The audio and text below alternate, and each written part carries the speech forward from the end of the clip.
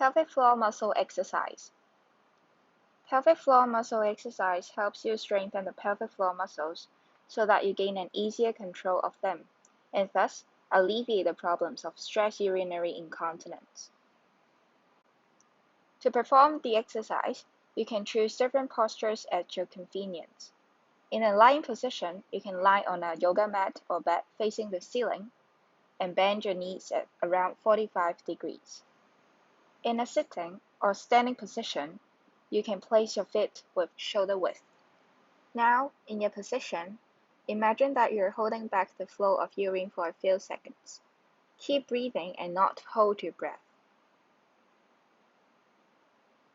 Okay, relax. This is the feeling of the pelvic floor muscle activation. To check whether you are contracting the muscles correctly, you can put your hands under your buttock.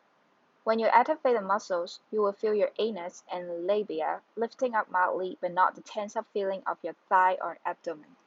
When you're familiar with the feeling, let's do the slow exercise at your position first. Try to activate your pelvic floor muscles for 10 seconds.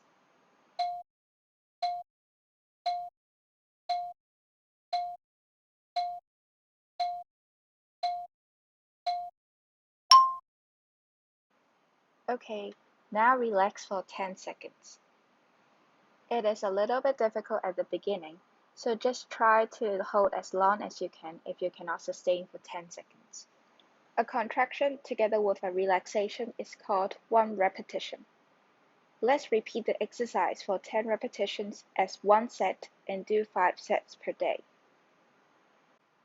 For the fast exercise, perform a quick contraction for around 1 second and then relax for 10 seconds. This is one repetition. Repeat it 10 times at one set and do 5 sets per day. If you get vaginal cones under the advice from your therapist, you can follow the instructions and progress by increasing weight of them. You can perform the pelvic floor muscle exercise anywhere and anytime in any position.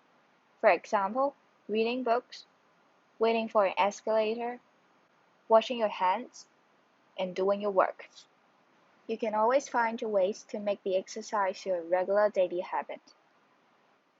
While you are going to perform movements that are in high risk of leakage, such as sneezing, laughing, coughing, or just before carrying heavy objects, you can pre-activate the pelvic floor muscles to avoid leakage.